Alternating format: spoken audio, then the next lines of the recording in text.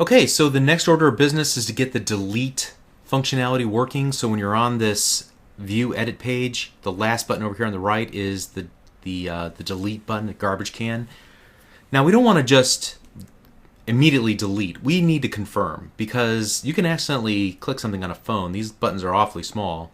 So we're going to pop up a little canvas dialog like we demonstrated on day 2 or 3, I forget which.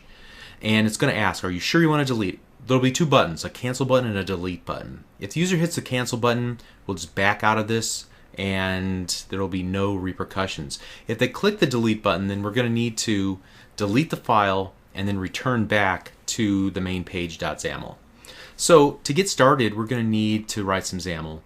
And what we're going to do is start with the creating the canvas. And so this is a little bit of trial and error because we're going to have to give it a name first of all. We're going to call it confirm dialog. And I want to, we'll set its background color to red. I know that much. And now we just need to start working with the positioning. We're going to want to set the horizontal alignment equal to the left and the vertical alignment to the top. And then we're going to need to set the margins. And for right now, I'll just go 50, 50, 0, 0, and we'll come back to that one probably. And so then I need to set, whoops, it's margin. We'll set the width and the height. So width, I'll set it to like 300 for starters, and height equal to 300. And that probably is all I need to do at the moment. Let's see what we come up with. All right, not bad for our first pass. Let's go with 400 on the width. Nope, that's too much. Let's go with 350 on the width. Okay, that's better. And the height, that's not bad. I want to move down though, so I'm thinking about the margins. So this is left, top, right, bottom. So I want to change this from 50 to like 100, and that puts it a little more centered. That's nice. Okay, and then we're gonna do this canvas like that because we're gonna put some things inside of here.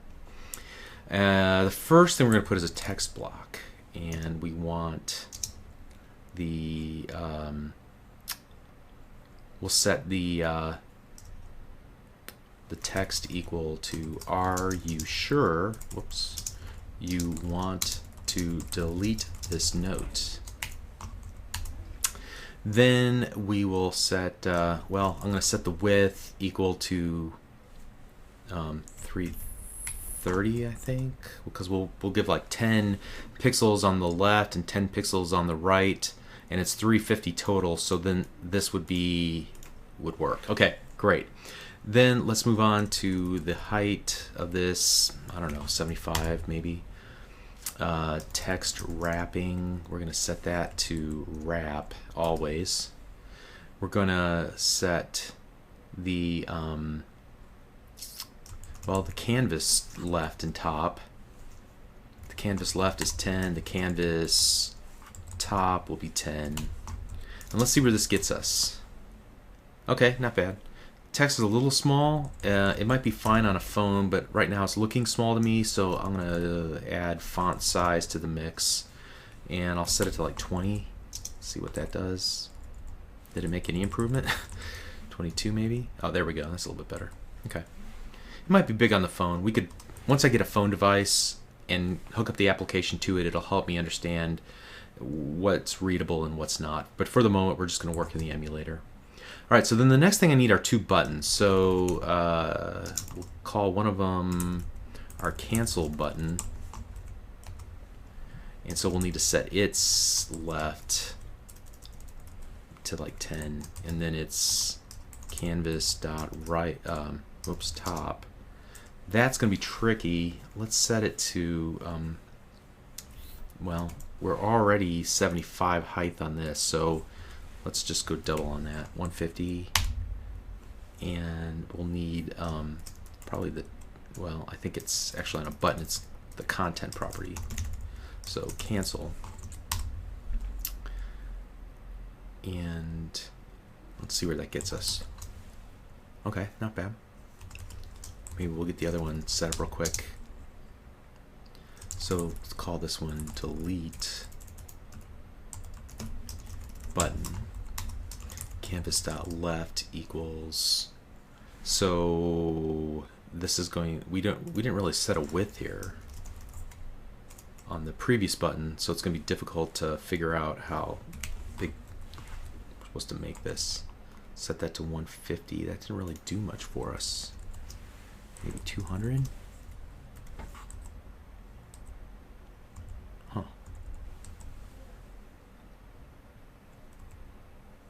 Okay. Well, we'll make it work for now. So the left, let's go, I don't know, 220, I guess. And then the canvas top, we'll set that to the same as that one, 150. And we'll go width equals 200 until somebody tells us we shouldn't. And then for the content, we'll set that equal to delete. And let's see where that gets us. Whoa, got a redraw there. So now we've got some issues. Let's come back here. I think that's way too big. Let's back that off to 150. Let's back this one off to 150. All right, and then we're gonna need to move this one way over, like 170. 70. See where that puts it. A little bit more here than here, so I think let's just pop that up to 180. A little bit better.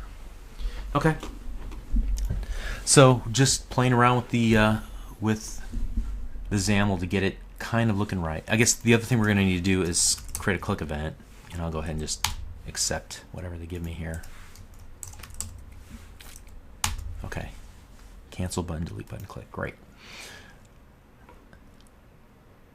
Okay. So I think that pretty much gets us what we need in terms of the XAML. Spent a lot of time on that, but you know, when you're working with the canvas and you're trying to position everything absolutely on it, it's a little bit difficult. So let's move on then. What we want to do is set the visibility of this by default. Did we already do that? No. Let's set the visibility equal to collapsed by default, and then when we get into our delete button, so somebody clicks the delete button on the app bar, then we want to put the confirm dialog.visibility, we'll set it equal to visible. Okay, now when somebody clicks on the cancel button, well, when somebody clicks on the cancel button, then we're going to just set the visibility back equal to collapsed. Okay, so let's just test this much so far and see what we have before we move on to the more difficult part of it. All right, so we pop up, are you sure you want to delete this note? Let's hit cancel. Okay, so that much works. Now we need to move on to the harder of the two, which is to actually implement the deletion. Now, actually, the more I think about this, it's not going to be that hard. And we've already got the navigate back written, and that's going to be one of the pieces that we're going to need to call at the very end. So now it's just a matter of, here, I'm going to copy this line because we're going to need to work with the isolated storage. And then app storage dot delete file.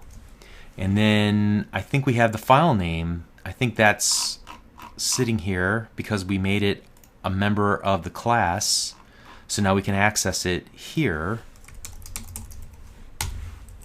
And that's, I think, all it's going to take. So let's go ahead and run it now and see if indeed this is going to work. Okay, so here we go. I'm going to click that.